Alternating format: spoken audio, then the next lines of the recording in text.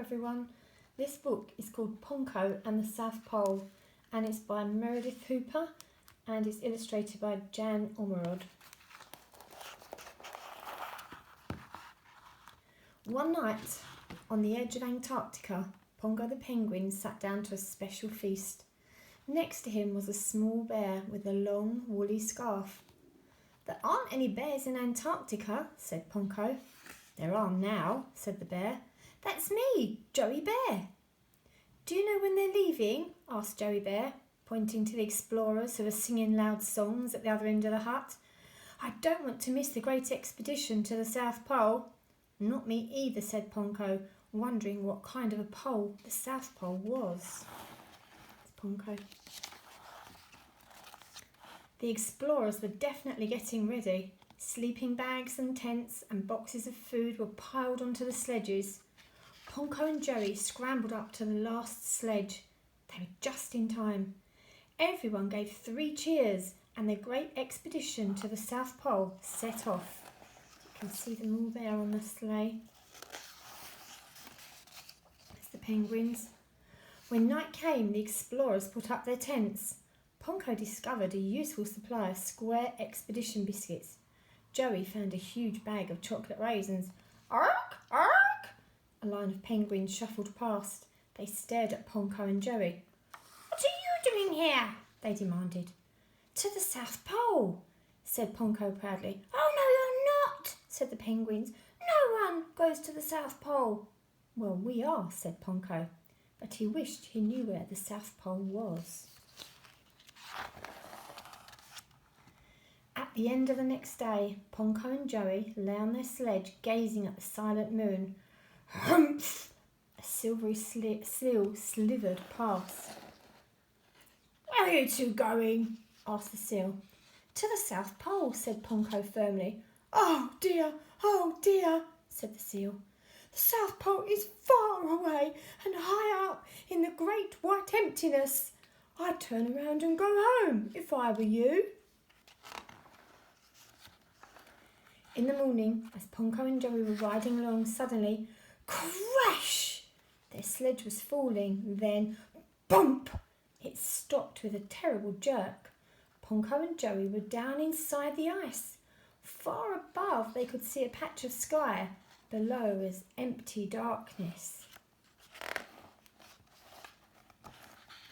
But before they knew it, the explorers were pulling on ropes and their sledge began heaving up and up between the blue ice walls. "Hang on tight," whispered Ponko. It was wonderful being back in the sunshine. Joey held on to Ponko's flippers. "I'm glad we've got each other," he said. But then a dreadful thing happened. Ponko and Joey fell off the sledge. Nobody noticed they were gone. One moment they were there, rushing along. The next, they were lying in the snow, left behind.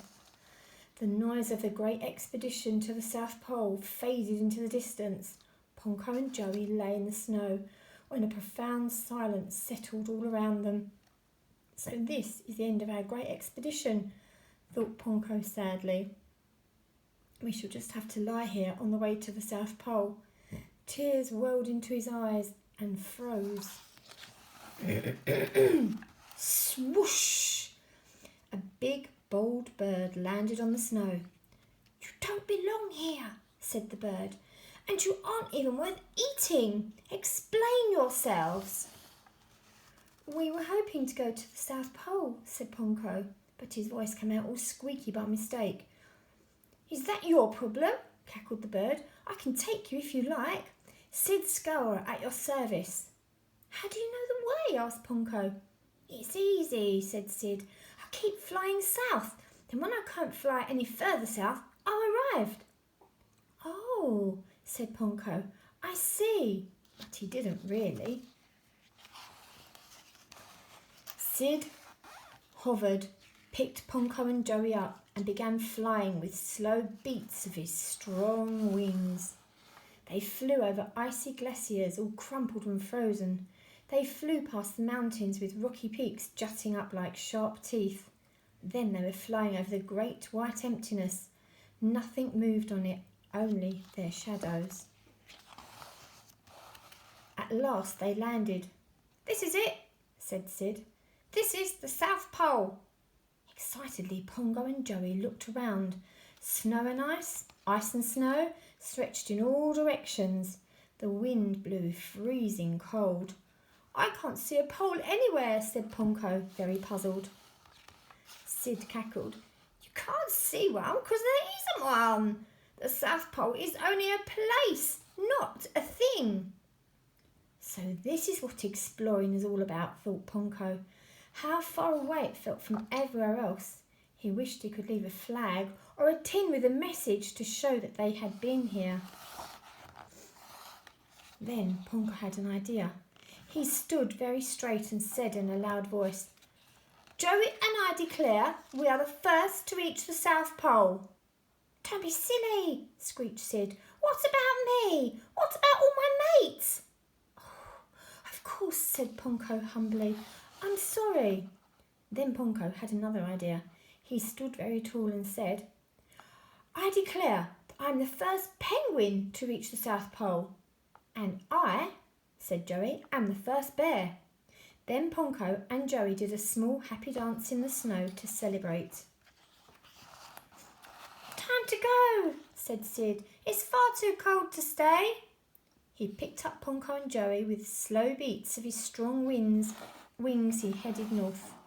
They flew across the great white emptiness, back over the mountains and the glaciers, on and on over snow and ice, ice and snow. At last Sid turned and swooped down. There, like a box on the edge of an ice-filled ocean, was the expedition hut. Sid sat Pongo and Joey on an upturned sledge.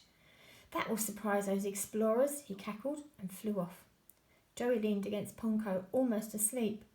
Pongo felt very tired and hungry, but most of all he felt very happy.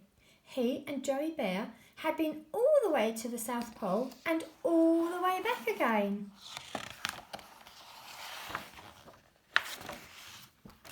The end.